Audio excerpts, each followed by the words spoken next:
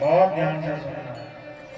अग्नि अग्नि लगाने से और जब वो वन जलने लगा, सुनो, तो उसी वन में कौन रहता था? मैदानव। मैदानव उस मैदानव ने आके अर्जुन से कहा कि अर्जुन, अगर इस वन में, इस अग्नि में अगर तू मुझे बचा लेगा, मुझे रक्षा कर देगा, तो मैं तुझे ऐसी सभा बना के दूंगा जो कोई भी तेरा बैरी द्वेषी अगर कपट भाव से आएगा तो जल में थल और थल में जल दिखेगा। अर्जुन ने बाण चला करके और उस मैदानव की रक्षा की और मैदानव ने सभा बना के दी। सुनो, जब महाभारत हुआ था ना, और द्रौपदी और पांडव जिस सभा में बैठे थे वो सभा मैदानव की थी। बोलो गोविंद। मैदान तभी जाकर के यहाँ दुर्योधन के माथे में टक्कर लगी और द्रौपदी को हंसी आई कि देखो आंधेन के धुंधले ही पैदा होते हैं।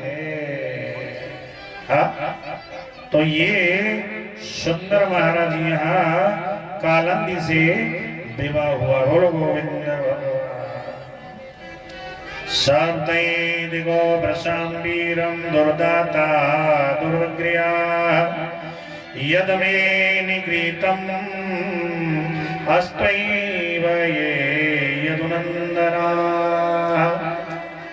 इसी प्रकार भगवान नागलोक में स्वयंवर में पहुंच करके नागजीति से भगवान ने विवाह कर लिया है। इधर देखा तो एक स्वयंवर और भी है, वहां ये शर्त की उस राजा ने कि जो कोई भी 7 नारों को एक साथ नाद छेद देगा मैं विवाह कर दूंगा।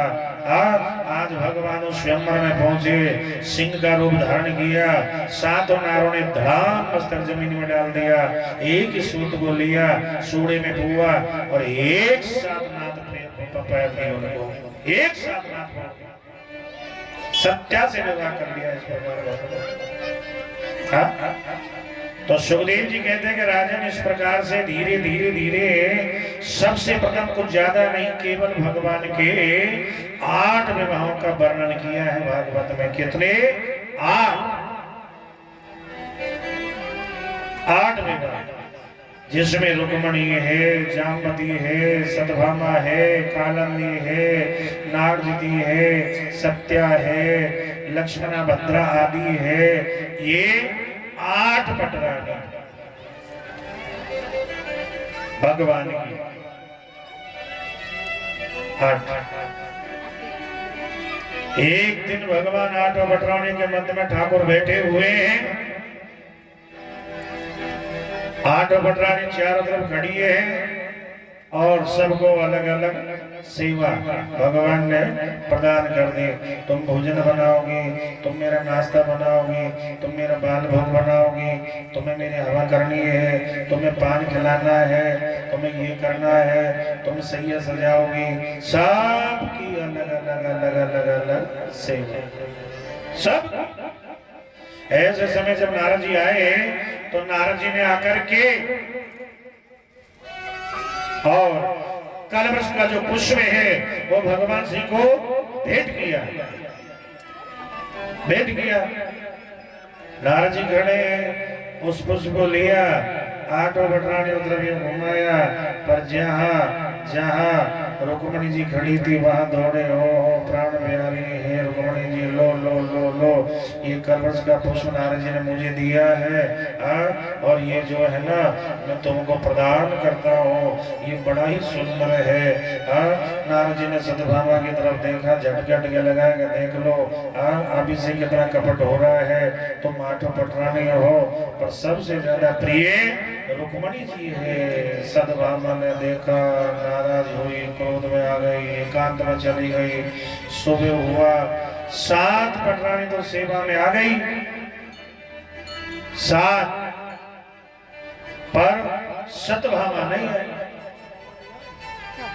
भगवान ने ढूंढा कि सत्यभामा जी कहाँ गई। एकांत में जाकर देखा तो लंबे लंबे श्वास से हाथ लगाए झटके क्यों क्या हुआ कि नहीं महाराज आप रुक्मणी के यहाँ जाओ, आप जो है सबसे प्रिय हो, ऐसा वैसा है। बोले नहीं नहीं ऐसी कोई बात नहीं, कोई बात नहीं। बोला अब तुम प्रसन्न कैसे होगी। भगवान ने कहा प्रसन्न कैसे होगी। तो रुक्मणी जी ने कहा, बोले तो सत्यभामा ने कहा कि प्रसन्न होने का एक ही कारण है। बोले क्या कि जो कलवृक्ष का जो पेड़ है वृक्ष वो मेरे ही आंगन में लगे। बोलो गोविंद भगवान। बोले हो जाएगा, चलो कोई बात नहीं। सत्यभामा जी नहा धो के सेवा में आ गए, आनंद मंगल हो गए, जय जय हो गई। अब तो रोज ये रोज है जी कब लाओगे कब लाओगे कब लाओगे। भगवान ने कहा कि चलो ये बीमारी दूर कर देते हैं। आज भगवान गर्भ में सत्यभामा को बैठा के इंद्रपुरी चल पड़े भगवान। पर रास्ते में भगवान ने देखा कि चलो एक जगह और भी जाना है। कहां पहुंचे। भौमासुर 16,100 राजाओं की जो भाई थी उनको बंदी बना रखा। बड़े बड़े परकोटे भगवान ने गदा आदि से तोड़ा। सत्यभामा साथ अंदर पुर में प्रवेश, पुर में जाके देखा। भौमासुर ने देखा कि इतनी व्यवस्था के बाद भी यहाँ कौन आ गया। गदा मारी, नष्ट कर दी। भौमासुर ने त्रिशूल छोड़ा, गरुड़ हल गया। हलते ही सत्यभामा के मुख से निकला, बोले प्रभु जल्दी करो, मारो मारो। बस ये तो सत्यभामा का कहना हुआ। तुरंत भगवान ने भौमासुर की मृत्यु कर दी। कारण ये है कि भौमासुर बेटा है, सत्यभामा मैया है। इसको वरदान था कि जब तक तेरी माँ के मुंह से ये शब्द नहीं निकलेगा कि मार, तब तक कोई नहीं मार सकता। बोलो गोविंद भगवान। इसी कारण से ये योग बनाया। तुरंत जो है 16,100 राजाओं की जो बाई है, बस महाराज भगवान की शरण में आ गई। बोले क्या बात है। बोले बस प्रभु अब तो हम आपकी दासी हैं। बोलो गोविंद भगवान। कितनी हो। बोले 16,100। भगवान बोले कि ऑटो में ऐसा रोज का झगड़ा चल रहा है, तुम और जाओगी तो देवी क्या होगा। पर नहीं, आज यहाँ 16,100 का भगवान ने वरण किया। मैं तो तेरी बन गई श्याम, दुनिया क्या जाने। मैं तो तेरी बन गई श्याम, मैं तो तेरी बन गई श्याम, दुनिया क्या जाने।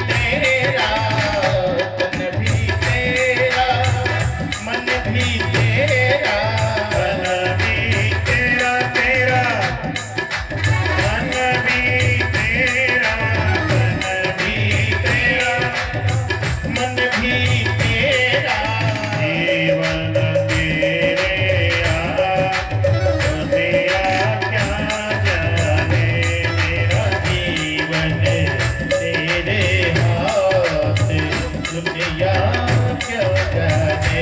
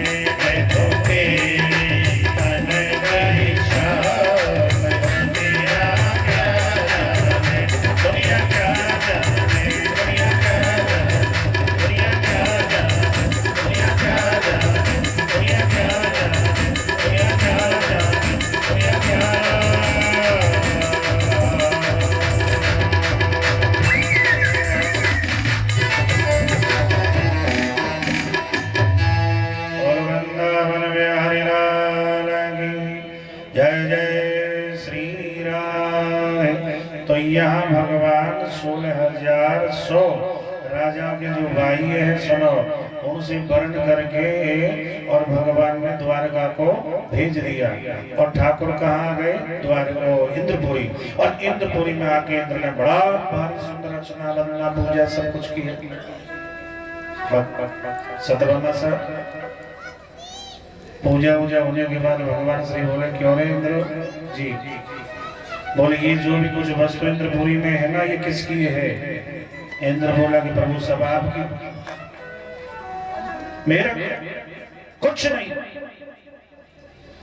तो भगवान ने कहा कि इंद्र मेरी दी हुई वस्तु में अगर यदा कदा मेरी कोई इच्छा हो जाए देखो सुनो और मैं उसको मांगू तो मना तो नहीं करेगा। बोले नहीं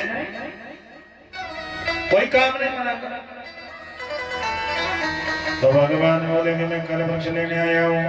इंद्र बोला कि महाराज मैं तो नहीं दे सकता ये लो अभी तो कह रहा कि सबको जानकर अब कह रहा कि मैं नहीं दे सकता। भगवान बोले हम तो लेके जाएंगे बोले मैं तो नहीं दूंगा। तो इंद्र ने सुरभि नाम की जो गैया है गैया कल बस के चारों तरफ लगा दी तब यहाँ भगवान बोले कि सतभामा देख लो, हाँ गैयाओं से मैं युद्ध नहीं करता। गरुड़ बोला मैं करूंगा। बोलो गोविंद भगवान। आज भगवान श्री को सतभामा को पीठ पे बैठा करके गरुड़ और जब उड़ा, और जो कलवृक्ष के चारों तरफ जो गैया खड़ी हुई थी उनको हटाने के लिए गरुड़ ने चोंच लगाई।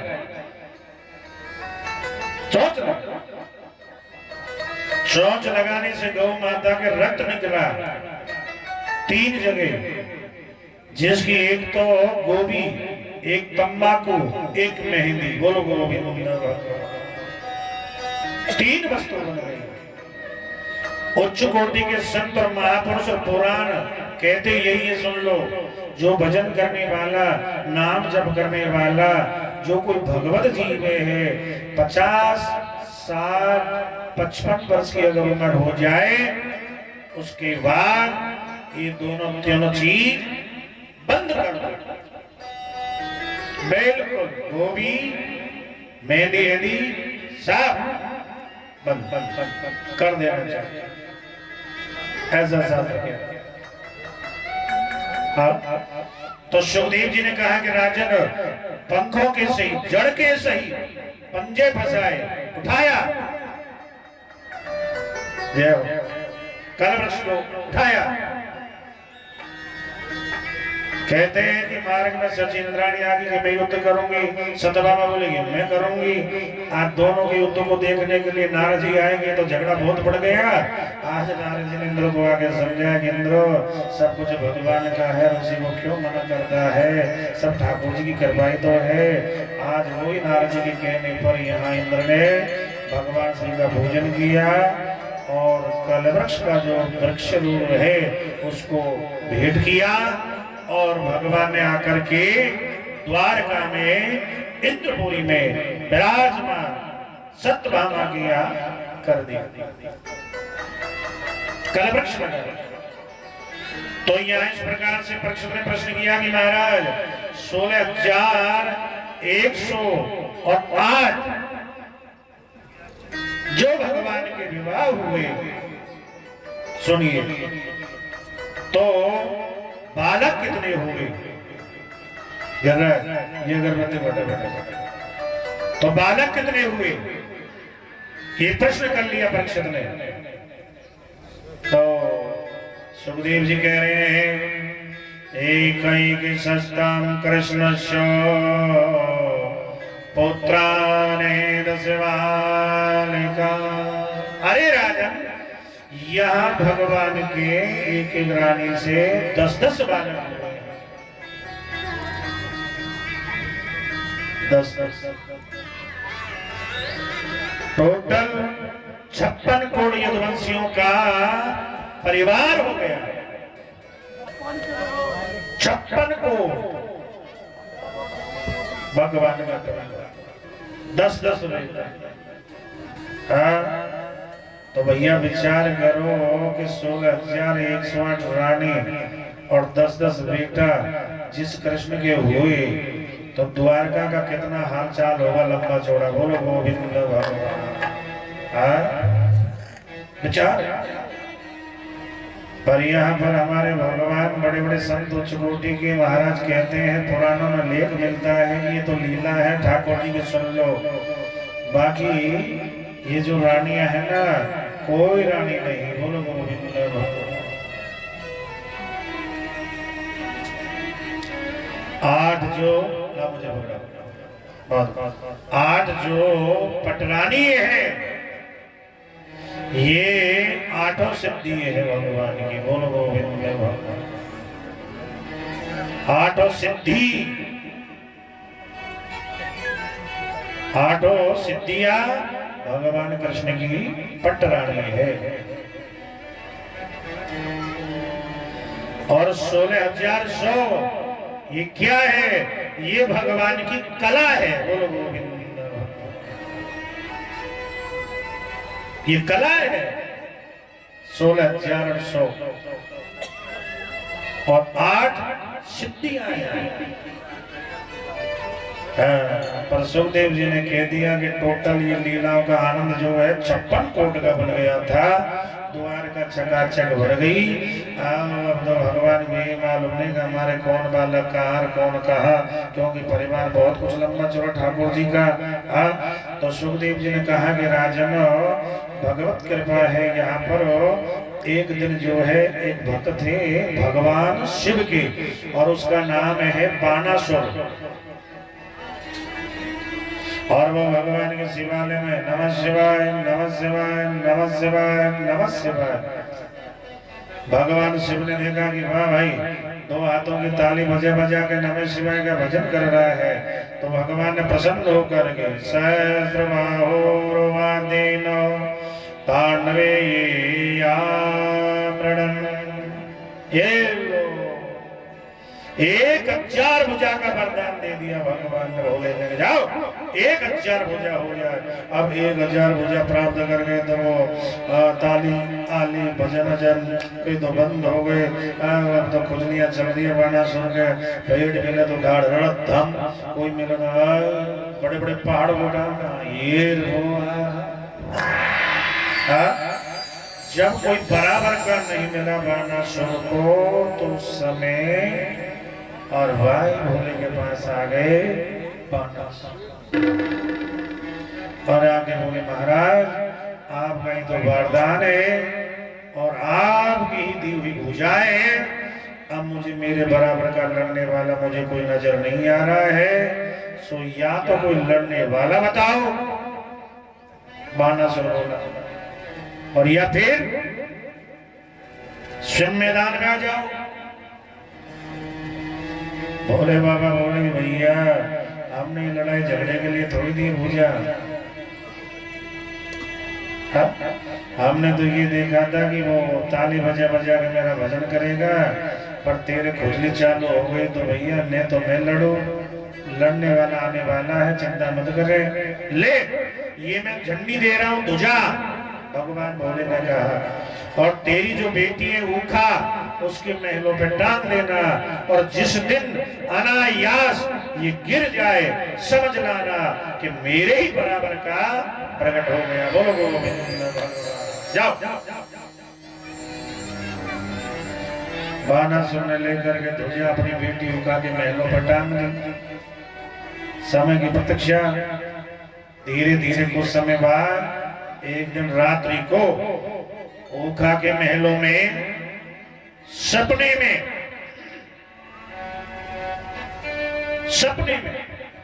एक पुरुष आ गए, रात भर रहे, सुनो, और सोने होते होते चला जाता। अब यह ऊखा की दासी है चित्रलेखा,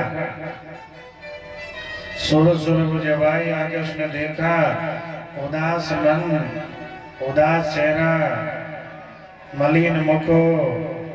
चित्रलेखा बोली बहन ऊखा तेरे तो अभी विवाह भी ना भयो, ये उदासी क्यों, कारण क्या है? तो वो ऊखा कहने लगी कि बहना ये मलिन मुख उदासी का एक ही कारण है। बोले कहो क्या कारण है? बोले रात्रि को सपने में कोई एक पुरुष आया,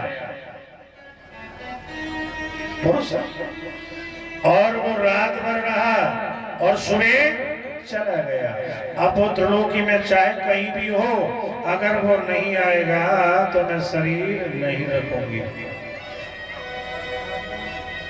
वो कब तो कैसा था?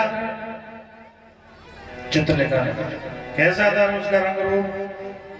तो सपने की कथा ऊखा चित्रलेखा दासी को सुना रही है, बहन ऐसा था। दृष्टे कश्य नरे सपने श्यामे कमल लोचना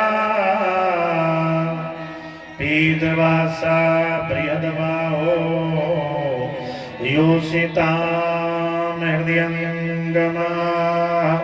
बोले बहन रात्रि को आने वाला पुरुष जो था ना, श्याम तो रंग था, पीत वस्त्र थे, कमल से नेत्र थे, लंबी भुजा थी, लाल लाल अदर होठ थे, ऐसा सुंदर स्वरूप था।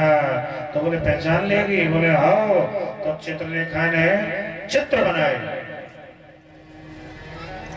चित्र बनाए, देवता बनाए, सुरगंधर्व आदि बनाए, मनुष्य बनाए। मनुष्य में जो है आनंद धुंधवी वसुदेव का वो वंश बनाया, वसुदेव को बनाया। वसुदेव को बना के आगे चलते हुए बलराम जी को बनाया, बलराम जी को बना के कृष्ण को बनाया, और कृष्ण को बना के प्रद्युम्न वृक्ष लज्जिता प्रद्युम्न को बनाया। लज्जा आ गई, बोले ये तो नहीं, और बनाओ। प्रद्युम्न के बाद अनिरुद्धम लिखितम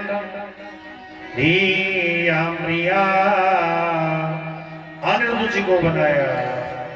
अनिरुद्ध जी को बनाते ही तो बोले कि बहन बस हेला मत करो, रात को जो छलिया था ना बस योगी हुई है। अरे बहन ये तो कोई आसपास का मामला नहीं है, तो बहुत दूर का मामला है। चारों तरफ तो समुद्र है, पिता कृष्ण है। हाँ हाँ हाँ हाँ हाँ, बोले जो भी हो पर ये आए, ये आए। आज चित्रलेखा योगिनी द्वारका में सोते हुए अनिरुद्ध जी महाराज को खींच करके सोनितपुर में बाणासुर के यहाँ उठा के महलों में प्रवेश कर दिया। दूजा बाणासुर को मालूम पड़ गया कोई छोटा मोटा मामला नहीं है। हाँ देखो, कोई छोटा मोटा मामला ला मुझे कोई छोटा मोटा मामला नहीं। तो बाणासुर ने दरवाजा बजाया। ओखा बोली अनिरुद्ध जी से, बोले महाराज 1000 भुजा वाला मेरा पिता है, अब तुमको पकड़ लेगा, ऐसा वैसा। चलो कोई बात नहीं, एक बाजी और हो जाए। आज वो दरवाजे के पीछे श्रृंखला लोहे की, उसी को अनिरुद्ध ने उठाया, सेना में बाणासुर के सामने 1000 भुजाओं से पकड़ करके बंद कर दिया।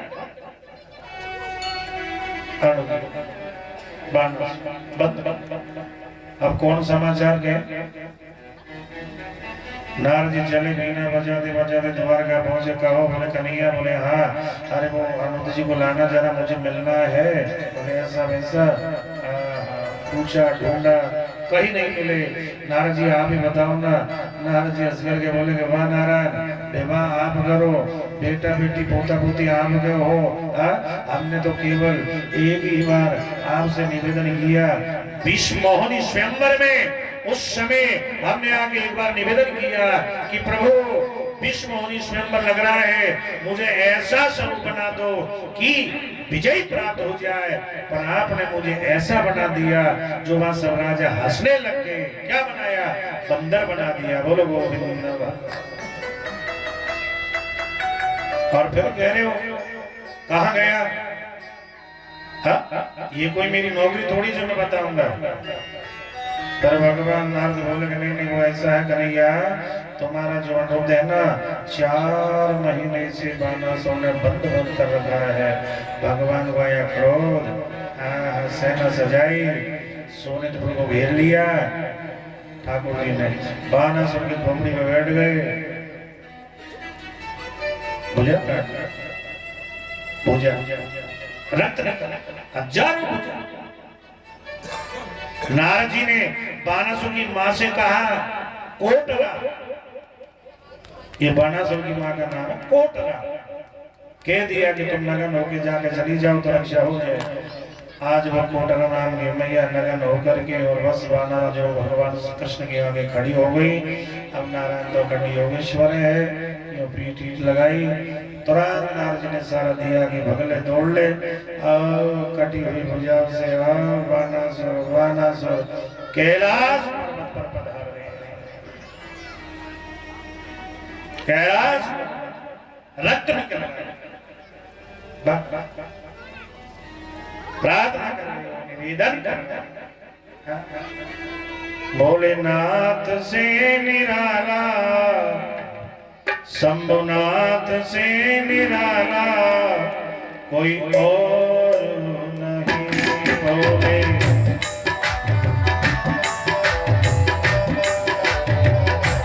भोलेनाथ से निराला कोई और नहीं, नाथ से निराला कोई और नहीं, और नहीं कोई और नहीं, और नहीं कोई और नहीं,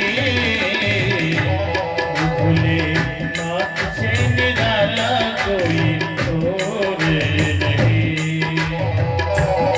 भोलेनाथ से निराला कोई और नहीं।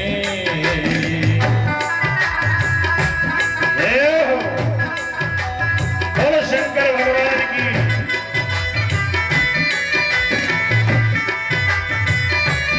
बोलो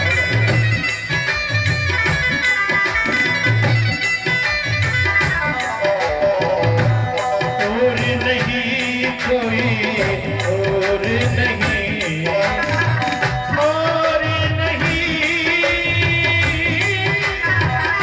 और नहीं कोई और नहीं, भोलेनाथ से निराला शंभुनाथ से निराला कोई और नहीं। भोलेनाथ से निराला कोई और नहीं, भोलेनाथ से निराला कोई और नहीं, नाथ से निराला कोई और नहीं। नाथ से निराला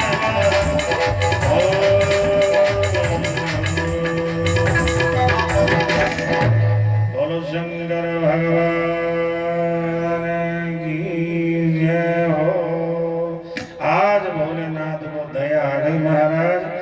दया आने पर 3 माथे का तिजारी और भगवान कृष्ण की सेना में छोड़ दिया। इधर से शीतल जल दोनों ने प्रार्थना करी कि महाराज झगड़ा तो आप गए पर हमें क्यों लड़ाते हो। आज भोले बाबा के कहने पर बानासुर के 4 भुजा भगवान ने शेष छोड़ दी और वही बानासुर ने ऊखा का विवाह करके अनुज जी को विदा कर दिया। कृष्ण ये बड़ा ही सुंदर जो है और बानासुर ऊखा का चरित्र वर्णन हुआ। सुखदेव जी ने कहा कि राजन यहाँ एक दिन सुनिए 8 पटरानियों के जो बालक थे वो द्वारका से बाहर कीड़ा कर रहे थे, खेल रहे थे 80 बालक। अब उनको कीड़ा करते करते 80 बालकों को थोड़ी तसई लगी। अब लगी तो वो जल ढूंढने लगे। अब जल ढूंढने लगे तो कहीं कुआं नजर आया, उसमें जाके देखा तो पानी नहीं मिला, सूखा पड़ा। उसको वो देख रहे हैं जलम निरोधके कूपे ददर्शाम सद्मद्भुतम कृकलासं गिरिनिवं भिक्ष्य विस्मृति मानसा। उसमें जल तो नहीं मिला पर जल की जगह एक गिरगट मिला। गिरगट अब उसको देख करके रस्सी बालकों की तसाई तो बंद हो गई और इच्छा हो गई कि चलो इसको बाहर निकालो, बाहर निकालो, बाहर निकालो। पूछ पकड़ रहे हैं, खींच रहे हैं, बाहर नहीं निकल रहा। तो रस्सी बालकों ने एक रस्सी ली, रस्सी बांधी, एक साथ खींचा, फिर भी बाहर नहीं हुआ। वो गिरगट कर गए क्या, बाहर नहीं हुआ।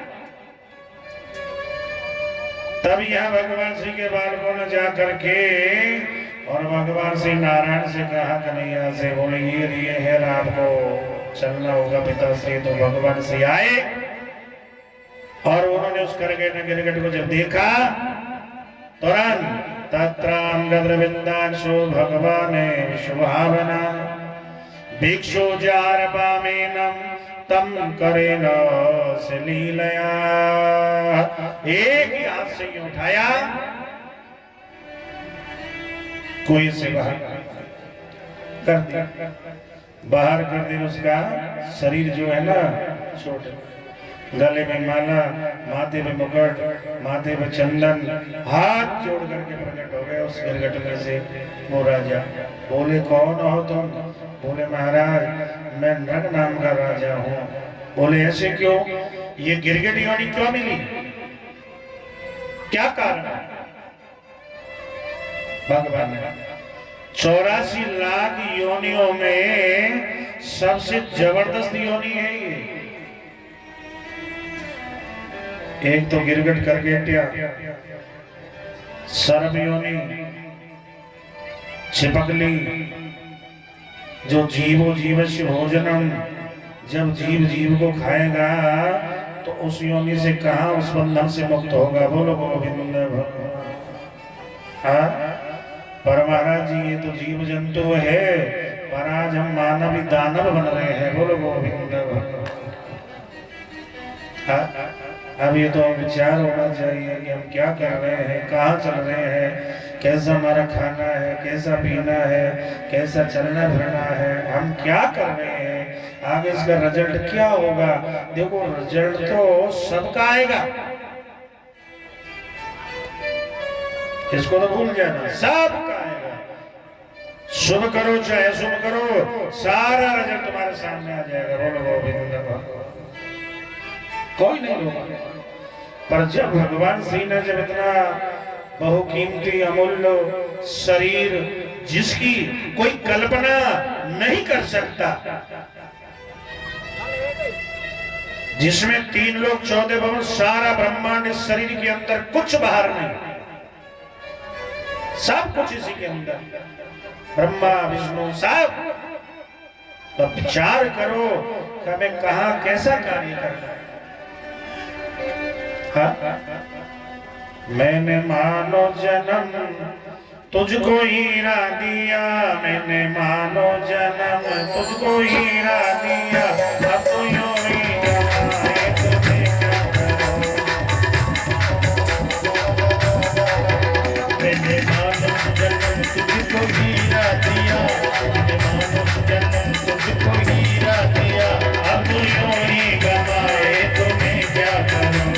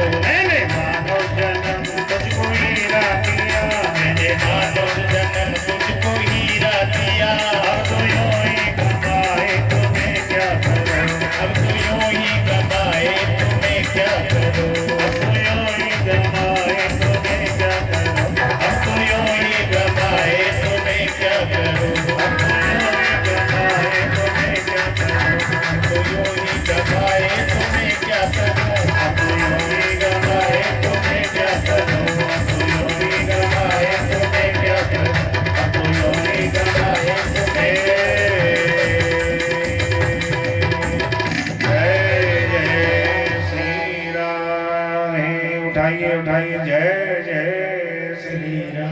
कम से कम पार्वती मैया तो देखे कितने लोग मेरे शरण में आए हैं, इसमें लोग मत करो, उठाओ तिलक, जय जय श्री राम। ये हो गया। तो यहाँ भगवान ने पूछा उस गिरगट में से जो राजा प्रकट हुआ, सुनो, बोले ये योनि कैसे मिली? तो वो कह रहा कि महाराज मैं नग नाम का राजा हूँ और मैंने गैयाओं का दान बहुत बहुत दिया, बहुत बहुत दिया। मेरा काम केवल दान देने का और ब्राह्मणों का लेने का।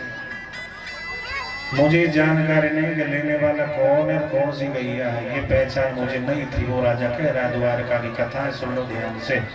पर महाराज एक दिन ये गैया एक ब्राह्मण को दी, वो घर ले गया, रात रुकी, सुबह उसको छोड़ दिया दूसरे दिन। और वही गैया मेरी गौशाला में आकर मिल गई। दूसरे दिन उसी गैया का दाम दूसरे ब्राह्मण को मिल गया और वो लेके चला।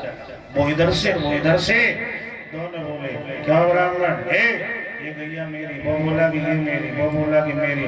दोनों लड़ते झगड़ते मेरे पास आए और उन्होंने कहा, रे क्यों राजा तुम दान देते हो, ये ब्राह्मणों को लड़ाते हो? बोलो क्यों, क्या हुआ कि कल इसका मुझे दान दिया? एक बोला कि अभी अभी इसका मुझे दिया। तब महाराज मैंने उन दोनों ब्राह्मणों से कहा कि महाराज मुझे पता नहीं कि कौन सी को क्या दिया और क्या नहीं दिया, पर ऐसा करो एक ब्राह्मण हंस करके खुशी से इसको ले जाओ राजा का। और एक ब्राह्मण देवता गवाम लक्ष्यम, क्या हुआ, 1 लाख दिया ले जाओ इसके बदले। पर दोनों प्रसन्न हो गए, परंतु हे कन्हैया वे दोनों ही छोड़ के चले गए।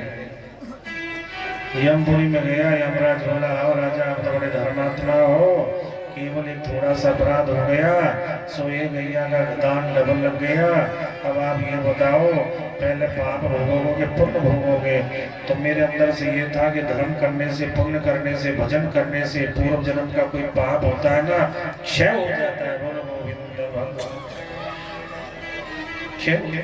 याद रख लेना। कथा सुन रहे हो, कथा आखिरी चरण में है, लास्ट दिवस है। बिल्कुल शास्त्र कहता है कि लिखे को मेंटन हारा, जो विधाता ने, जो प्रभु ने इस कर्म में जो लिख दिया है ना, इसको कोई नहीं मेट सकता। बोलो गोविंद भगवान, कोई नहीं मेट सकता। अवश्य होना, हाँ इतना जरूर प्रमाण आया है कि अगर जो विधाता ने हमारे कर्म में हानि लाभ नुकसान जो कुछ लिखा है, अगर उसको थोड़ा कम करना चाहो कि भाई इसका हमें पता नहीं पड़ना चाहिए कि वो बीमारी वो कष्ट कब आया कब निकल गया, तो उसको केवल 2 ही ऐसे कार्य हैं जिनसे दूर हो सकता है। या तो प्रभु का भजन तुम्हारा किया हुआ लिखा हुआ समय आएगा तो सही, पर तुम्हारे भजन के प्रभाव से तुमको पता नहीं पड़ेगा कि वो कष्ट कब आया और कब निकल गया। बोलो बोलो, जब तो कहते हैं अजी महाराज लपड़ा तो बहुत बड़ा था संकट तो, पर पार्वती मैया की कृपा ही सो पता ही नहीं पड़ा। बोलो गोविंद, ये भजन का है कार्य। और या फिर कोई उच्च कोटि का संत महापुरुष उच्च कोटि का होगा, उनके संसर्ग में या उनकी कृपा से होगा। बोलो गोविंद भगवान। सो महाराज अंदर से तो ये आया कि पुण्य भोग लो, पर पुण्य तो नहीं निकला और पाप निकल गया। और पर इतना जरूर है कि उन गैयाओं के कृपा से मेरा जन्म द्वारका में हो गया। तो याद रखना, तीर्थ में जाना, निवास करना कहाँ? तीर्थ में। हर कोई की बस की बात नहीं है ये। बोलो गोविंद भगवान। आज भी बहुत से ऐसे लोग हैं जो हर साल विचार कर रहे हैं तीर्थ में जाऊंगा साहब, यात्रा करूंगा साहब, पर वो साल भी निकल गई, पर अगले साल आई नहीं साहब। गई साल का विचार था पर गई साल तो नहीं गए, पर अब की बार तो हम जरूर वो भी निकल गई। अरे नहीं साहब, तो कारण ऐसा ही था, अब नहीं रुकूंगा। यह लो ऐसे कहते कहते यात्रा तो नहीं गया पर खुद ही चला गया। बोलो गोविंद। चार करो, ये जीवन आया है, कुछ आनंद लीजिए। प्रति साल का लक्ष्य बनाओ कि हमें प्रति साल एक बार वृंदावन जाना या द्वारका जाना या जगन्नाथ जाना। अगर प्रति साल एक एक भी यात्रा करोगे ना तो धीरे धीरे आपकी पूरी यात्रा हो जाएगी। बोलो गोविंद।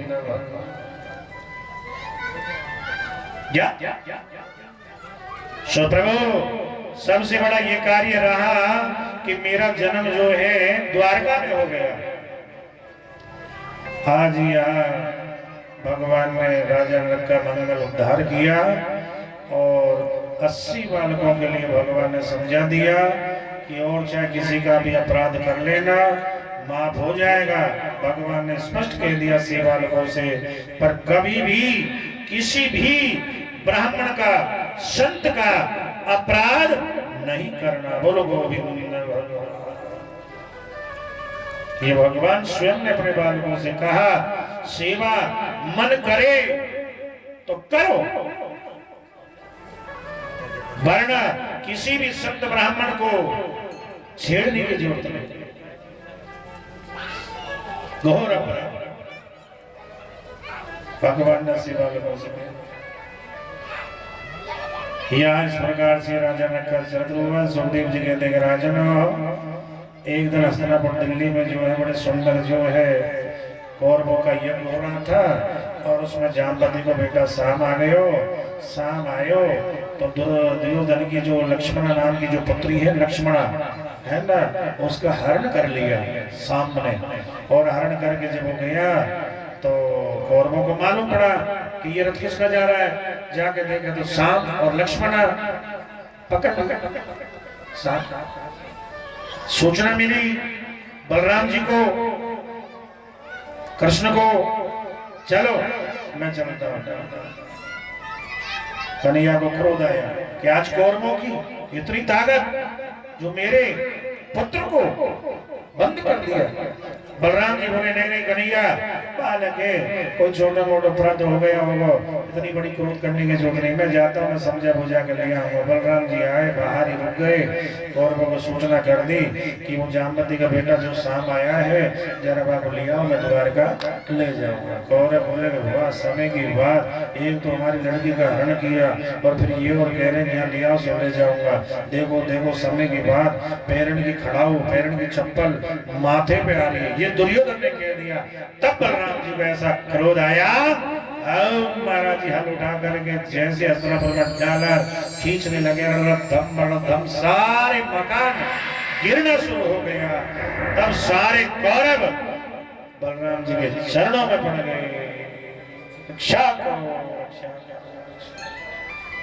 तो ये शाम का लक्ष्मणा का विवाह हुआ। एक दिन नारद जी महाराज बीना बजाते हुए आनंद लेते हुए स्नान आदि बनाए, स्नान किया, आसन लगा के बैठे। नारद जी का ध्यान द्वारका पहुंच गया। नारद जी बोले अकेले कृष्ण है, 16,108 रानियां हैं, कहाँ कहाँ रहते हो। नहीं नहीं नहीं, आज मैं चलूंगा, देखूंगा जिस देवी के, जिस रानी के घर अगर मुझे कृष्ण नहीं मिला तो बिल्कुल मैं श्राप दे दूंगा। तो भगवान ने द्वारका में 16,108 अलग अलग अलग अलग मकान बना दिए, अलग अलग मकान।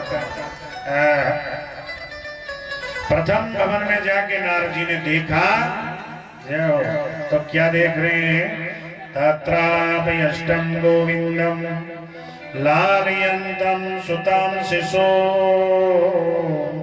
जुहन्तं च पिताग्नि यजन्तं पंचभिर्मकैः। प्रथम भवन में नारद जी ने देखा तो भगवान बालकों को खिला रहे हैं, अगले भवन में देखा ब्राह्मणों को भोजन करा रहे हैं, अगले भवन में देखा दक्षिणा दे रहे हैं, अगले भवन में देखा हाथी घोड़े सजा रहे हैं, दौड़ के अगले भवन में देखा जल कीड़ा करंदम होली खेल अलग अगले भवन में इतिहास पुराणानी पुराणों को पढ़ रहे हैं और महारानी सुन रहे हैं, अलग अलग आगे चल के देखा संतम हास कथायाम विनोद हो रहा है, हास्य भाव हो रहा है। भगवान ने देखा कि कहां तक देखेगा, 16,108 है, चलो इसको दिखाओ कि गृहस्थी कैसी होती है। रुक्मणी के भवन में नारद जी जैसे पहुंचे तो 10 बेटा भगवान के, 2 तो कंधे पे, 2 आगे पीछे, काऊ की माँ की भिन बना रही। नारद जी को देख के भगवान ने बालकों को डाल कर ढोक खाने लगे। नारद जी बोले नहीं नहीं नहीं नहीं, मेरे हाथ नहीं लगा, मैं स्वयं पाकी हूँ, भजन करने वाला हूँ। हरे कृष्ण, क्या गृहस्थी है ये? भगवान बोले कि नारद जी सुबह का समय है, कोई बात नहीं, परंतु ऐसो का आपको निमंत्रण है भोजन करने। नारद जी बोले कृष्ण 1 करोड़ रुपए दे, सब कुछ